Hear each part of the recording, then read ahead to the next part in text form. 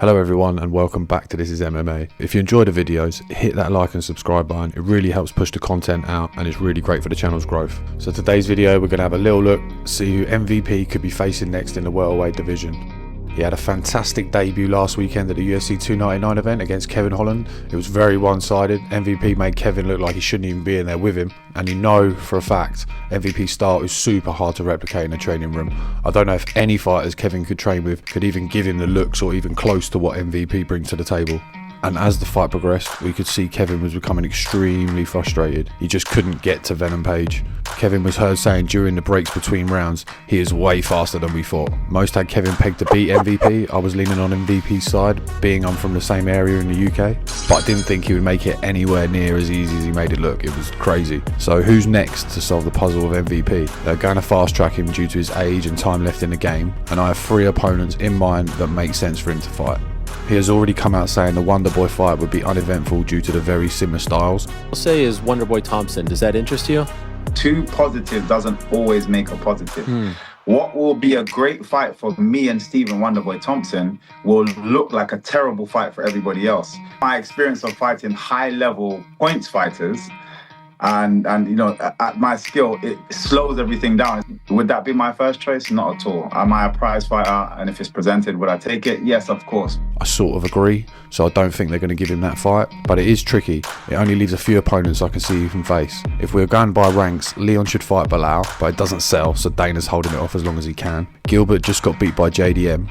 JDM is calling out Shavkat, which is fair enough, he wants to fight up the ranks. Colby is calling out Ian after Ian called out Colby, but on Colby's call out, it comes with conditions. Ian Gary, you translucent cut, you wanted my attention? Now you got it. And we can meet these 3 stipulations? We gotta fight. Stipulation number 1, you and that gold digging whore gotta turn your Instagram comments back on. And if you turn them off before the fight, you forfeit the fight. If you turn them off during fight week or after I beat your ass, you forfeit your purse. Stipulation number 2, Ian, we've heard you cry and beg on your knees, but we all know that you're not the boss and you don't wear the pants in the relationship. Layla, you got 60 seconds to convince me and the people why this fight needs to happen. So put your husband in the corner, get on your hands and knees, and beg. Now for stipulation number 3, my personal favorite. As you all might have noticed, something's been missing from my MyBookie promos lately. That's because I've been saving that spot for a special someone. Layla, you want to be a star? You want the spotlight? I got it for you, sweetie. You want your 15 seconds of fame, Layla? I'll give you your 15 seconds of fame right here for America's Pick of the Week. After I beat your husband, because that's a foregone conclusion, I will beat him.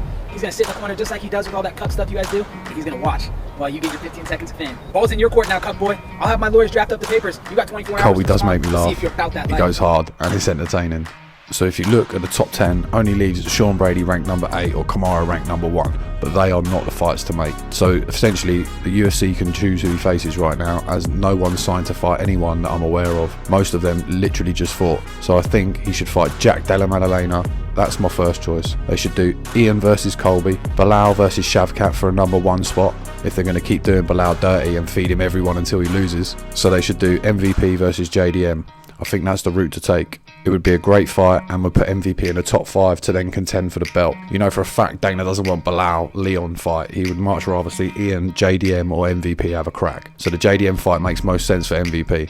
And I know JDM wants to fight up the ranks, but he's the type of guy that if you offer him that fight, he's probably going to take it. Whereas some of the others I feel won't want to risk their place, especially after they see what he did to Kevin. As for the other 2 opponents, I would be happy to see him fight Ian Gary or Shavkat. All of the fights I've mentioned are call-outs, so nothing's set in stone, nothing's signed.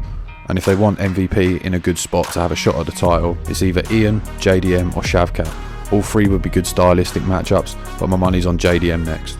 Let me know your thoughts on who he should fight next in the comments. Thanks for watching the videos. Anyway, that's all I got. I'll catch you on the next one, because I'm out.